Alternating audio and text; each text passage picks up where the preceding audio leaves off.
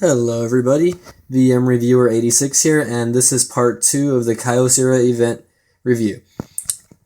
Okay, in the last video I mostly went over specs, and in this video I'm going to talk a little bit more about like the browser, the apps.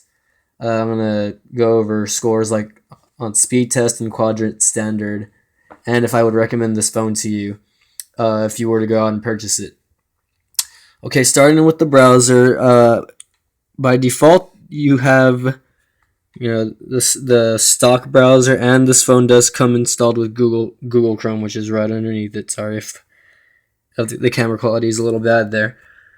I didn't really try the stock browser, but I mean normally the stock browsers usually work a lot better. Right now I'm running on Wi-Fi, so let me go to a website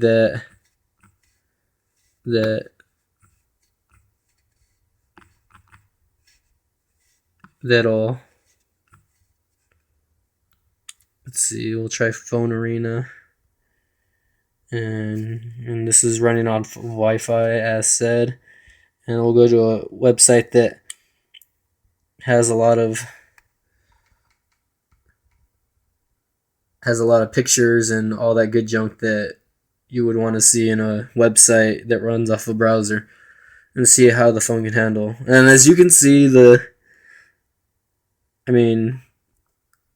is on Wi-Fi as stated, and it's still loading, so it's not too quick to load on the bulky websites. And as you can see, you can't make anything out on the wording there, so you have to double tap, or you can pinch to zoom. Let's see how pinch to zooming works. Right now, since it's loading, I'm getting a little lag, but here we go. So on websites with a lot of content such as this, you're going to experience a little lag.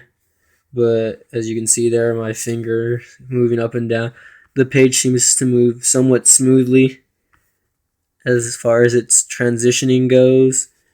And let me see if I can get a better shot. There you go. Let me pinch to zoom. Didn't work, but apparently it's playing a video in the background. Let's take a look and see what it's playing there. Oh, it's playing this. So yeah, minus the ad, without that ad, it would probably run a little smoother. But pinch to zoom doesn't seem to be that great. But as said, it also depends on the web page.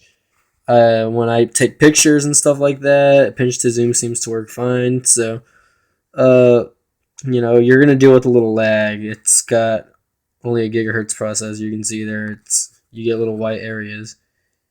So here, let's go back from that.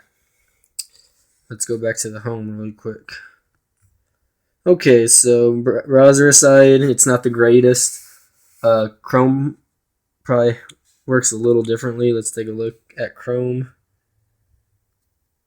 And we'll try the same thing again. PhoneArena.com. Yada yada yada. I thought I had used Chrome. No. I will not accept. No thanks. Okay.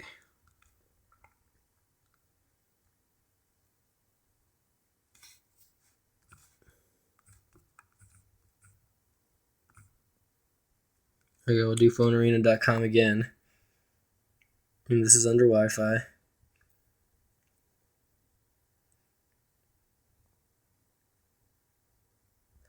Same website.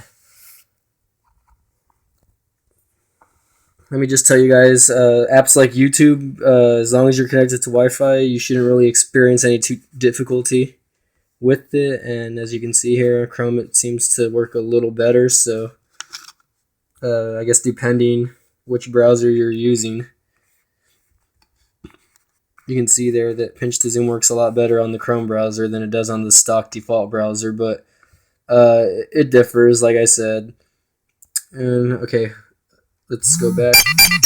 Excuse the noise. Okay, aside from browsing, I wanted to talk about one feature about this phone that I thought was actually really good, and that was the visual voicemail. Of a lot of people ask me in a lot of my other videos if the phones have visual voicemail, and I've never had a phone that had visual voicemail, including the current one that I have, which is the Nexus 4, and the Kyocera Event has visual voicemail. So this is how it looks like. I'm gonna press play on the message and voicemail, which lets you see who left you messages, listen to them in any order, and even pause, fast forward, and rewind them while they're playing. For important messages, you can forward them to your email address for safekeeping. so yeah, that's the visual voicemail, and I haven't been using this phone for calls, so I mean that's really good though. Okay, let's see. Let's talk about the keyboard now.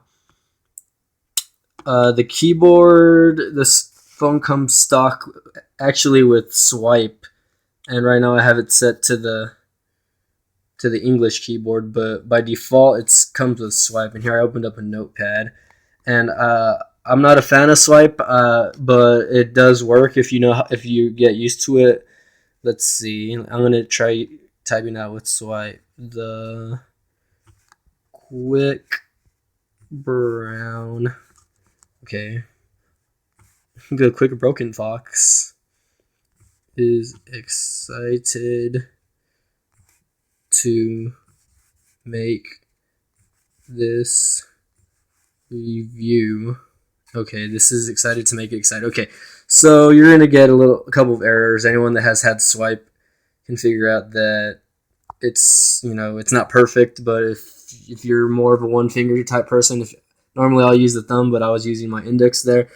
But as said before, swipe is just one keyboard. You can download different keyboards off the Play Store.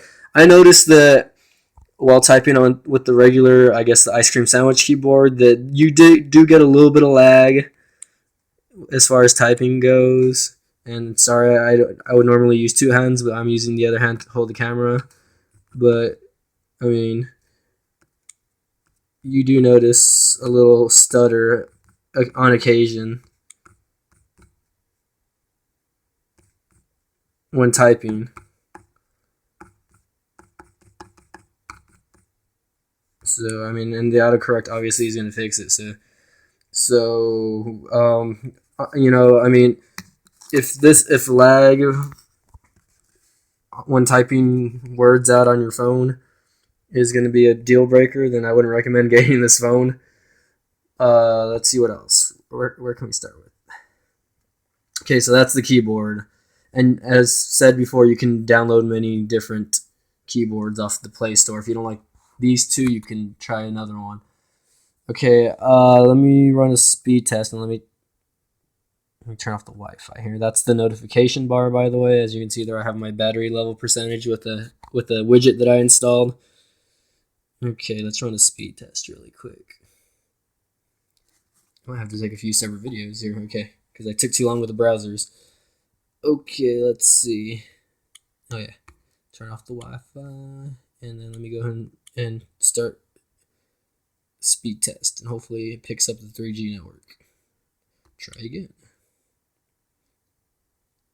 I guess it's trying to find the network. As you can see there, the GPS little logo is on. There you go. Took a while for the 3G to pop up. Let's try again. Finding server. Okay. Let me make sure that the server is in the right area. Yeah, okay. Okay, let's begin test.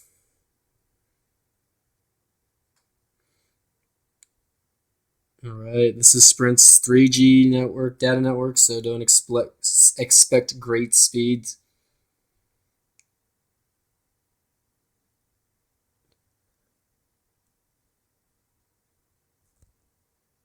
Okay, that download was 0.29 megabytes per second, and upload will probably be either a little slower or a little faster. So, on average, usually the upload speed is faster than the download speed. What does that say, Sprint? Okay, so upload was 0.32. Okay, well, I'm going to end this video right now, and I'm going to continue the second part of my review on another video. Thanks for watching, and look out for the next video.